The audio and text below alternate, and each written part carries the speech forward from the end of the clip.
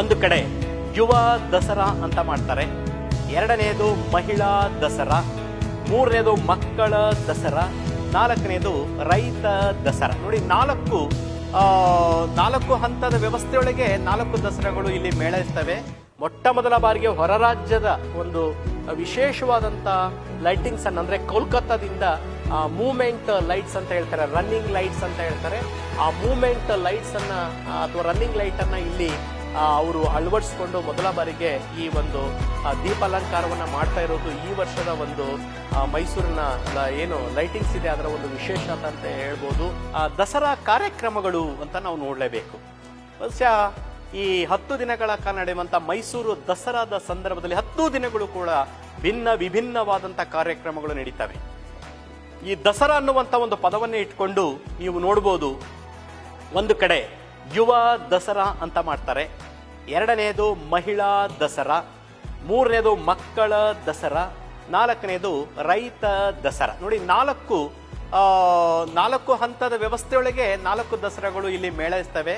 ಒಂದು ಯುವ ದಸರಾ ಯುವಕರಿಗಾಗಿ, ಮಹಿಳಾ ದಸರಾ ಮಹಿಳೆಯರಿಗಾಗಿ, ಮಕ್ಕಳ ದಸರಾ ಮಕ್ಕಳಿಗಾಗಿ, ರೈತರಿಗಾಗಿ ರೈತ ದಸರಾ. ಈ 4 ರೀತಿಯಾದಂಥ ದಸರಾ ಕಾರ್ಯಕ್ರಮಗಳು ಅತ್ಯಂತ ವಿಶೇಷವಾದಂಥ ಕಾರ್ಯಕ್ರಮಗಳು. ಹಾಗಾದ್ರೆ ಈ ದಸರಾ ಕಾರ್ಯಕ್ರಮಗಳು ಅಂದ್ರೆ ದಸರಾ ಜಂಬೂ ಸವಾರಿ ಏನಿದೆಯಲ್ಲ, ಅಂಬಾರಿ, ಅದಕ್ಕೆ ಹಿಂದಿನ 9 ದಿನಗಳು ಮೈಸೂರಿನ ವಿವಿಧ ಭಾಗಗಳಲ್ಲಿ ವಿವಿಧ ಕಾರ್ಯಕ್ರಮಗಳು ನಡೀತವೆ.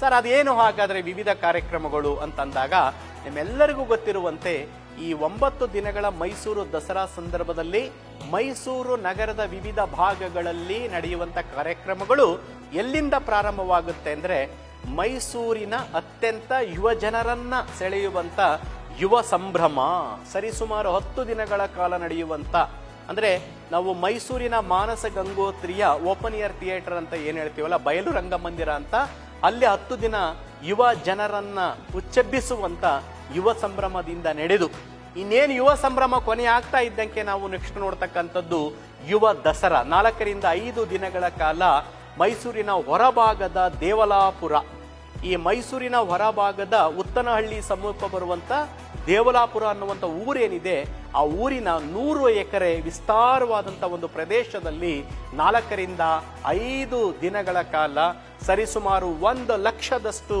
ಯುವ ಜನರು ಸೇರುವಂತ ಒಂದು 100 ಎಕರೆ ಪ್ರದೇಶದಲ್ಲಿ ಯುವ ದಸರಾವನ್ನ ಬಹಳ ಅದ್ದೂರಿಯಾಗಿ, ಯಾಕೆಂದ್ರೆ ನಾನು ತೆಗೆದುಕೊಂಡಿರುವಂತ ಒಂದು ಮಾಹಿತಿಯ ಪ್ರಕಾರ ಪ್ರತಿ ವರ್ಷ ದಸರಾದ ಒಂದು ದೀಪಾಲಂಕಾರಕ್ಕೆನೆ 7 ರಿಂದ 9 ಕೋಟಿ ಹಣ ಖರ್ಚಾಗುತ್ತೆ. ಚಾಮುಂಡೇಶ್ವರಿ ವಿದ್ಯುತ್ ಸರಬರಾಜು ನಿಗಮ ಏನಿದೆ ಅದರ ಮೂಲಕ ಪ್ರವಾಸಿಗರೆಲ್ಲರಿಗೂ ಕೂಡ, ನೆರೆಹೊರೆಯ ಪ್ರವಾಸಿಗರೆಲ್ಲರಿಗೂ ಕೂಡ ಮೈಸೂರಿನ ದೀಪಾಲಂಕಾರ ಸತತ 21 ದಿನಗಳ ಕಾಲ, ಅಂದ್ರೆ 3 ವಾರಗಳ ಕಾಲ ಈ ದೀಪಾಲಂಕಾರವನ್ನ ನೋಡಲಿಕ್ಕೆ ಒಂದು ಚಂದ.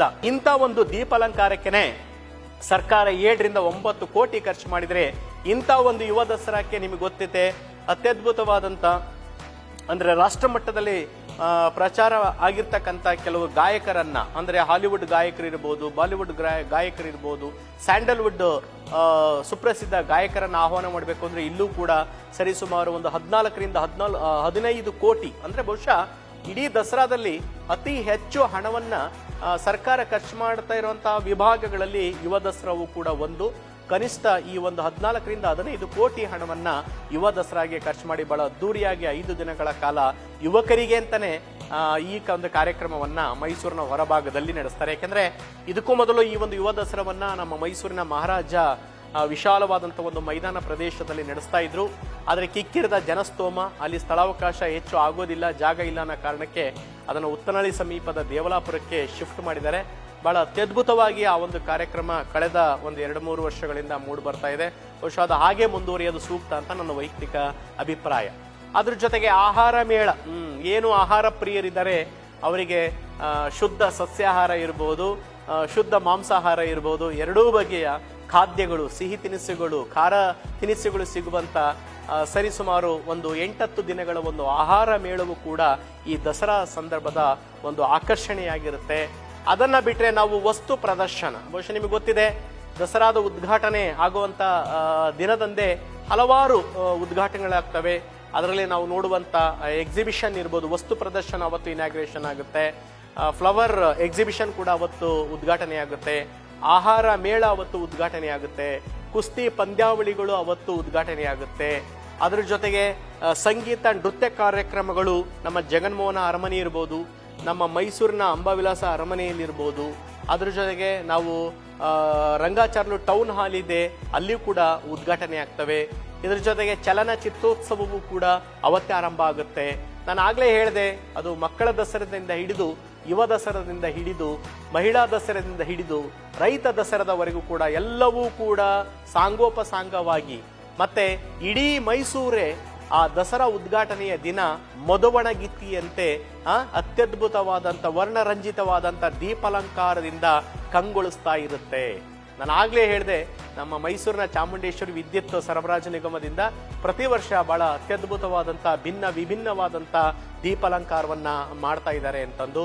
ಅದರಲ್ಲೂ ವಿಶೇಷವಾಗಿ ನಾನು ಆಗ್ಲೇ ಹೇಳಿದಂತೆ 135 ಕಿಲೋಮೀಟರ್ ರೇಡಿಯೇಷನ್ನಲ್ಲಿ ಈ ಒಂದು ದೀಪಾಲಂಕಾರವನ್ನ 118 ಸರ್ಕಲ್ಸ್ ವೃತ್ತಗಳಿಂದ ಹಿಡಿದು ಹೆಚ್ಚು ಕಡಿಮೆ 60 ಈ ಬಾರಿಯ ಒಂದು ದಸರಾ ಸಂದರ್ಭದಲ್ಲಿ ವಿವಿಧ ಚೌಕಿ ಅಂದ್ರೆ ಸರ್ಕಲ್ಗಳಲ್ಲಿ ವರ್ಣರಂಜಿತವಾದಂಥ 60 ಪ್ರತಿಕೃತಿಗಳಿಗೆ ದೀಪಾಲಂಕಾರವನ್ನ ಮಾಡಿ ಅತ್ಯಂತ ಸೊಗಸಾದಂಥ ಒಂದು ಲೈಟಿಂಗ್ಸ್ ಅನ್ನ ಮಾಡ್ತಾ ಇದ್ದಾರೆ. ಇದರಿಂದ ದಸರಾ ಸಂದರ್ಭದಲ್ಲಿ ನೋಡಲು ಮೈಸೂರು ಈ ದೀಪಾಲಂಕಾರದಲ್ಲಿ ಬಲು ಚಂದ. ಆ ದೀಪಾಲಂಕಾರವನ್ನು ನಾವು ನೋಡಬೇಕು ಅಂದ್ರೆ ನಮ್ಮ ಪಾರಂಪರಿಕ ಟಾಂಗಾದಲ್ಲೇ ನಾವು ನೋಡಬೇಕಾಗುತ್ತೆ. ಯಾಕಂದ್ರೆ ನಾವು ನಮ್ಮ ಪಾರಂಪರಿಕ ದಸರಾ ಅಂತ ಬಂದಾಗ ನಮ್ಮ ಟಾಂಗಾಗಳು ಕೂಡ ಅತ್ಯಂತ ಪ್ರಮುಖ ಪಾತ್ರ ವಹಿಸ್ತವೆ. ನಾವಿವತ್ತು 2 ವೀಲರ್ ಮತ್ತೆ 4 ವೀಲರ್ಗಳಲ್ಲಿ ಲೈಟಿಂಗ್ಸ್ ಅನ್ನ ನೋಡಕ್ ಹೋಗ್ತೀವಿ. ಹೋಗ್ಬೇಡಿ ನೀವು, ದಯಮಾಡಿ ನನ್ನ ಒಂದು ಸಲಹೆ ಏನು ಅಂತಂದ್ರೆ ಟಾಂಗಾಗಳಲ್ಲಿ ಹೋಗಿ ಆ ಟಾಂಗಾಗಳನ್ನು ನಡೆಸ್ತಕ್ಕಂಥವ್ರಿಗೂ ಕೂಡ ಒಂದು ಜೀವನ ಆಗುತ್ತೆ, ಅವ್ರಿಗೂ ಕೂಡ ಒಂದು ಜೀವನ ನಿರ್ವಹಣೆ 4 ಕಾಸು ಸಿಗುತ್ತೆ. ಅವರ ಬದುಕು ಕೂಡ ವರ್ಷಕ್ಕೊಂದ್ಸರಿ ಮಾತ್ರ ಅವರಿಗೆ ಈ ಒಂದು ಸಂದರ್ಭ ಒದಗಿ ಬರ್ತಕ್ಕಂಥದ್ದು. ಅದರಿಂದ ಟಾಂಗಾಗಳಲ್ಲಿ ಹೋಗಿ ನೀವು ಈ ದೀಪಾಲಂಕಾರವನ್ನ ಎಂಜಾಯ್ ಮಾಡಬೇಕು ಅನ್ನುವಂಥದ್ದು ನನ್ನ ಅಭಿಲಾಷೆ. ಅದರಲ್ಲಿ ಈ ಬಾರಿಯ ದಸರಾದ ಒಂದು ಲೈಟಿಂಗ್ಸ್ ವಿಶೇಷತೆ ಏನು ಅಂತಂದ್ರೆ, ಮೊಟ್ಟ ಮೊದಲ ಬಾರಿಗೆ ಹೊರ ರಾಜ್ಯದ ಒಂದು ವಿಶೇಷವಾದಂಥ ಲೈಟಿಂಗ್ಸ್ ಅನ್ನ ಅಂದ್ರೆ ಕೋಲ್ಕತ್ತಾದಿಂದ ಮೂವ್ಮೆಂಟ್ ಲೈಟ್ಸ್ ಅಂತ ಹೇಳ್ತಾರೆ, ರನ್ನಿಂಗ್ ಲೈಟ್ಸ್ ಅಂತ ಹೇಳ್ತಾರೆ. ಆ ಮೂವ್ಮೆಂಟ್ ಲೈಟ್ಸ್ ಅನ್ನ ಅಥವಾ ರನ್ನಿಂಗ್ ಲೈಟ್ ಅನ್ನ ಇಲ್ಲಿ ಅವರು ಅಳವಡಿಸ್ಕೊಂಡು ಮೊದಲ ಬಾರಿಗೆ ಈ ಒಂದು ದೀಪಾಲಂಕಾರವನ್ನ ಮಾಡ್ತಾ ಇರೋದು ಈ ವರ್ಷದ ಒಂದು ಮೈಸೂರಿನ ಏನು ಲೈಟಿಂಗ್ಸ್ ಇದೆ ಅದರ ಒಂದು ವಿಶೇಷತೆ ಅಂತ ಹೇಳ್ಬೋದು. ಅದರಿಂದ ನೀವು ಯಾರು ಕೂಡ ಮಿಸ್ ಮಾಡ್ಕೊಳ್ಳೋಕೆ ಹೋಗ್ಬೇಡಿ. ಈ ವರ್ಷದ ಒಂದು ಲೈಟಿಂಗ್ಸು ಬಹಳ ಅದ್ಭುತವಾಗಿರುತ್ತೆ. ಈ ಒಂದು ಲೈಟಿಂಗ್ಸ್ನ ಮೂಲಕವೇ ನಮಗೆ ಮಹನೀಯರ ಒಂದು ಪ್ರತಿಕೃತಿಗಳನ್ನ ಬಹಳ ಸುಂದರವಾಗಿ ನೋಡ್ಬೋದು. ಬಾಬಾ ಸಾಹೇಬ್ ಅಂಬೇಡ್ಕರ್ ಇರ್ಬೋದು, ನಾಲ್ವಡಿ ಕೃಷ್ಣರಾಜ ಒಡೆಯರ್ ಇರ್ಬೋದು, ಮತ್ತು ಇತರೆ ದಿವಾನ್ರು ಇರ್ಬೋದು, ಅದ್ರ ಜೊತೆಗೆ ನಮ್ಮ ತ್ರಿವರ್ಣ ಧ್ವಜ ಇರ್ಬೋದು, ನಮ್ಮ ರಾಯಲ್ ಎಂಬ್ಲಮ್ ಇರ್ಬೋದು, 4 ಮುಖದ ಸಿಂಹ ಲಾಂಛನ ಇದೆ ಅದಿರ್ಬೋದು. ಹೀಗೆ ಬಹಳ ಭಿನ್ನವಾಗಿ ಅತ್ಯದ್ಭುತವಾದಂಥ ಒಂದು ಪ್ರತಿಕೃತಿಗಳೇನಿದೆ, ಕಲಾಕೃತಿಗಳೇನಿದೆ, ಅದಕ್ಕೆ ವರ್ಣರಂಜಿತವಾದಂಥ ಒಂದು ದೀಪಾಲಂಕಾರವನ್ನ ಮಾಡ್ತಾರೆ. ಅದು ಕೂಡ ಈ ಮೈಸೂರು ದಸರಾದ ಮತ್ತೊಂದು ವಿಶೇಷ ಅಂತ ನಾವು ಇಲ್ಲಿ ಗಮನಿಸ್ಬೋದು.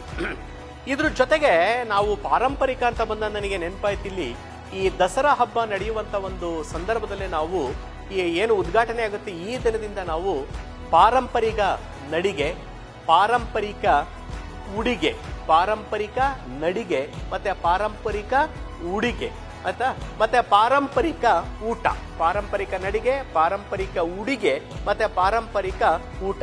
ಸೊ ಇವುಗಳ ಒಂದು ರಸದೌತಣವನ್ನು ಕೂಡ ಈ ದಸರಾ ಸಂದರ್ಭದಲ್ಲಿ ನಾವು ಕಣ್ತುಂಬಿಕೊಳ್ಬೋದು. ಒಂದು ಟಾಂಗಾ ಒಂದು ರೈಡಿಂಗ್ ಏನಿದೆಯಲ್ಲ ಅದನ್ನು ಕೂಡ ಸಾಂಕೇತಿಕವಾಗಿ ಇಲ್ಲಿ ಉದ್ಘಾಟನೆ ಮಾಡೋದ್ರ ಮೂಲಕ ನಮ್ಮ ಪಾರಂಪರಿಕ ಟಾಂಗಾ ವಾಹನಗಳನ್ನು ಕೂಡ ನಾವು ಈ ಸಂದರ್ಭದಲ್ಲಿ ಸ್ಮರಿಸ್ಕೊಳ್ತೀವಿ. ಡಬಲ್ ಡೆಕರ್ ಬಸ್ನ ಮೂಲಕವೂ ಕೂಡ ನಿಮಗೆ ಗೊತ್ತಿದೆ, ನಮ್ಮ KSTDC ಇದೆಲ್ಲ Karnataka state tourism department Mysuru ಅವರು ಕೂಡ ಡಬಲ್ ಡೆಕ್ಕರ್ ಬಸ್ಗಳನ್ನು ಕೂಡ ಒಂದು 4-5 ಡಬಲ್ ಡೆಕ್ಕರ್ ಬಸ್ಗಳನ್ನು ಅರೇಂಜ್ ಮಾಡಿರ್ತಾರೆ. ಆ ಡಬಲ್ ಡೆಕ್ಕರ್ ಬಸ್ನ ಮೂಲಕವೂ ಕೂಡ ನೀವು ಅತ್ಯಂತ ಅದ್ಭುತವಾದಂಥ ಒಂದು ಲೈಟಿಂಗ್ಸ್ ಅನ್ನ ಈ ಒಂದು ದಸರಾ ಸಂದರ್ಭದಲ್ಲಿ ನೋಡ್ಬೋದು.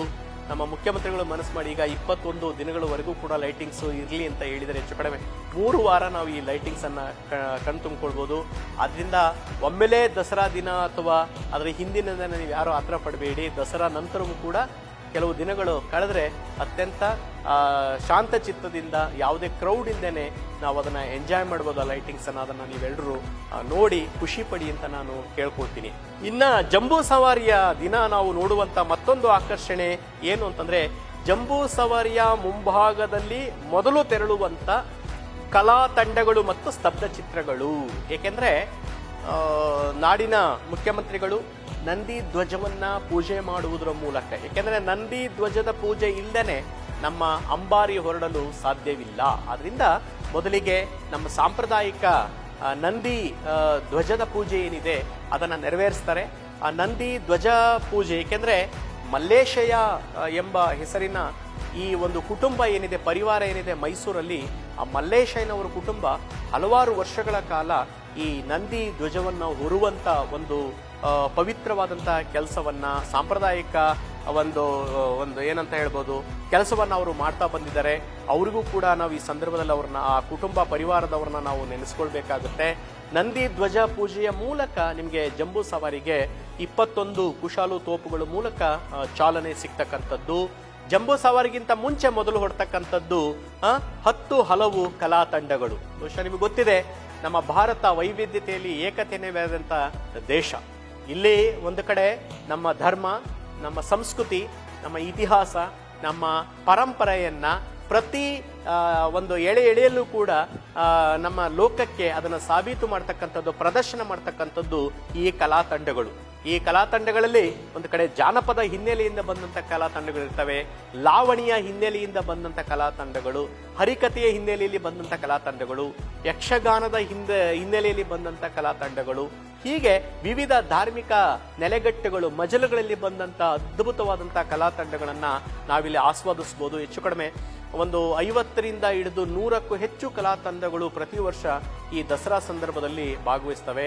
ಅದರ ಜೊತೆಗೆ ಅತ್ಯಂತ ಪ್ರಮುಖವಾದಂಥ ಆಕರ್ಷಣೆ ಅಂದರೆ ಸ್ತಬ್ಧ ಚಿತ್ರಗಳು. ನಮ್ಮ ಮೈಸೂರಿನ ಉಸ್ತುವಾರಿ ಮಂತ್ರಿಗಳು ಹೇಳಿರುವ ಪ್ರಕಾರ ಈ ಬಾರಿ ಸರಿಸುಮಾರು ಒಂದು 55 ಸ್ತಬ್ಧ ಚಿತ್ರಗಳು, ಟ್ಯಾಬ್ಲೋಗಳು ಭಾಗವಹಿಸ್ತವೆ ಅಂತ ಹೇಳಿದ್ದಾರೆ. ಬಹುಶಃ ನಿಮಗೆ ಗೊತ್ತಿರಿದೆ, ಪ್ರತಿ ಜಿಲ್ಲೆಗಳಿಂದಲೂ ಕೂಡ ಒಂದೊಂದು ಸ್ತಬ್ಧ ಚಿತ್ರ ಭಾಗವಹಿಸುತ್ತೆ. ಹೆಚ್ಚು ಕಡಿಮೆ ಅದೇ ಒಂದು 32 ಸ್ತಬ್ಧ ಚಿತ್ರಗಳು, ಟ್ಯಾಬ್ಲೋಗಳು ಈ ದಸರಾದಲ್ಲಿ ಭಾಗವಹಿಸ್ತವೆ. ಈ ಒಂದೊಂದು ಟ್ಯಾಬ್ಲೋಗಳು, ಸ್ತಬ್ಧ ಚಿತ್ರಗಳು ಕೂಡ ಒಂದೊಂದು ಥೀಮ್ ಅನ್ನು ಇಟ್ಕೊಂಡು ಬಹಳ ಆಕರ್ಷಕವಾಗಿ ಅದನ್ನ ನಿರ್ಮಾಣ ಮಾಡ್ತಾರೆ. ಏಕೆಂದ್ರೆ ಇವತ್ತು ನಮ್ಮ ಮೈಸೂರಿನ ಬಂಡಿಪಾಳ್ಯ ಅಂತ ನಾವು ಏನು ಹೇಳ್ತೀವಲ್ಲ, ಆ ಬಂಡಿಪಾಳ್ಯ ವಿಸ್ತಾರವಾದಂಥ ಪ್ರದೇಶದಲ್ಲಿ ಪ್ರತಿಯೊಂದು ಸ್ತಬ್ಧ ಚಿತ್ರಗಳನ್ನು ಅಲ್ಲಿ ರೆಡಿ ಮಾಡ್ತಾರೆ. ಆ ಮೈಸೂರಿನ ಹೊರಭಾಗವಾದಂಥ ಏನು ನಂಜನಗೂಡಿ ಹೋಗುವಂಥ ಬಂಡಿಪಾಳ್ಯ ಇದೆ, ಅಲ್ಲಿ ಸ್ತಬ್ಧ ಚಿತ್ರಗಳನ್ನ ಸಿದ್ಧ ಮಾಡಿಕೊಂಡು ಆಮೇಲೆ ಅಷ್ಟೂ ಸ್ತಬ್ಧ ಚಿತ್ರಗಳು ಕೂಡ ನಮ್ಮ ಮೈಸೂರು ದಸರಾ ಪ್ರೊಸೆಷನ್ನಲ್ಲಿ ನಮಗೆ ಅತ್ಯಂತ ಪ್ರಮುಖವಾದಂಥ ಆಕರ್ಷಣೆಯಾಗಿರ್ತವೆ. ಏಕೆಂದ್ರೆ ಸಾಕಷ್ಟು ದಿನಗಳನ್ನ ತಗೊಳ್ತಾರೆ. ಅತಿ ಹೆಚ್ಚು ಕಾರ್ಮಿಕರು ಮತ್ತೆ ಕುಶಲಕರ್ಮಿಗಳು ಈ ಒಂದು ಸ್ತಬ್ಧ ಚಿತ್ರಗಳನ್ನ ಸಿದ್ಧ ಮಾಡಬೇಕಾದ್ರೆ ಶ್ರಮಿಸಿರ್ತಾರೆ, ಅವ್ರದೇ ಆದಂಥ ಕೊಡುಗೆಯನ್ನು ಕೊಟ್ಟಿರ್ತಾರೆ. ನಾವೇನು ಸ್ತಬ್ಧ ಚಿತ್ರ ನೋಡಿ ಖುಷಿ ಪಡ್ತೀವಿ, ಅದರ ನಿರ್ಮಾಣ ಮಾಡಲಿಕ್ಕೆ ಸಾಕಷ್ಟು ಜನ ಕಾರ್ಮಿಕರು, ಕುಶಲಕರ್ಮಿಗಳು, ಸಿಬ್ಬಂದಿಗಳು ಕೆಲಸವನ್ನ ಮಾಡಿರ್ತಾರೆ. ಅದರಿಂದ 32 ಜಿಲ್ಲೆಗಳನ್ನ ರೆಪ್ರೆಸೆಂಟ್ ಮಾಡ್ತಕ್ಕಂಥ ಟ್ಯಾಬ್ಲೋಗಳು ಅಥವಾ ಸ್ತಬ್ಧ ಚಿತ್ರಗಳು ಇಲ್ಲಿ, ಅವೆಲ್ಲವೂ ಕೂಡ ಆಯಾ ಜಿಲ್ಲೆಗಳ ವಿಶೇಷತೆ ಇರ್ಬೋದು. ಅದು ಧಾರ್ಮಿಕ ವಿಶೇಷತೆ ಇರ್ಬೋದು, ಅದು ಸಾಂಸ್ಕೃತಿಕ ವಿಶೇಷತೆ ಇರ್ಬೋದು, ಐತಿಹಾಸಿಕವಾದಂಥ ವಿಶೇಷತೆ ಇರ್ಬೋದು, ಅದು ನೈಸರ್ಗಿಕವಾದಂಥ ವಿಶೇಷತೆ ಇರ್ಬೋದು, ಅದು ಪ್ರವಾಸೋದ್ಯಮಕ್ಕೆ ಸಂಬಂಧಪಟ್ಟಂಥ ವಿಶೇಷತೆಗಳನ್ನ ಅಷ್ಟೂ ಸ್ತಬ್ಧ ಚಿತ್ರಗಳು ಕೂಡ ನೋಡುವಂಥ ಜನರ ಗಮನವನ್ನ ಸೆಳೀತಕ್ಕಂಥದ್ದು. ಅದ್ರ ಜೊತೆಗೆ ಸರ್ಕಾರದ ವಿವಿಧ ಇಲಾಖೆಗಳನ್ನು ಕೂಡ ರೆಪ್ರೆಸೆಂಟ್ ಮಾಡ್ತಕ್ಕಂಥ ಸ್ತಬ್ಧ ಚಿತ್ರಗಳಿರ್ತವೆ. ಕೆಲವು ಸರ್ಕಾರದ ನಿಗಮ ಮಂಡಳಿಗಳನ್ನು ಕೂಡ ರೆಪ್ರೆಸೆಂಟ್ ಮಾಡ್ತಕ್ಕಂಥ ಟ್ಯಾಬ್ಲೋಗಳು ಕೂಡ ಇದರಲ್ಲಿ ಭಾಗವಹಿಸಿರ್ತವೆ. ಪ್ರತಿ ವರ್ಷ ಸರಿಸುಮಾರು 50ರಿಂದ 60 ಟ್ಯಾಬ್ಲೋಗಳು ಅಥವಾ ಸ್ತಬ್ಧ ಚಿತ್ರಗಳು ಈ ಒಂದು ದಸರಾ ಮೆರವಣಿಗೆ ಏನಿದೆ ಅದರಲ್ಲಿ ಭಾಗವಹಿಸ್ತವೆ ಅನ್ನುವಂಥದ್ದನ್ನು ನಾವು ನೋಡಬೇಕಾಗುತ್ತೆ. ಸೊ ಇದು ಈ ಸ್ತಬ್ಧ ಚಿತ್ರಗಳು ಮತ್ತೆ ಕಲಾ ತಂಡಗಳು ಏನಿದೆಯಲ್ಲ ದಸರಾದಲ್ಲಿ ಭಾಗವಹಿಸ್ತಕ್ಕಂಥದ್ದು, ಇದಕ್ಕೆ ಸಂಬಂಧಪಟ್ಟಂತ ಪ್ರಮುಖವಾದಂಥ ವಿಚಾರಗಳು.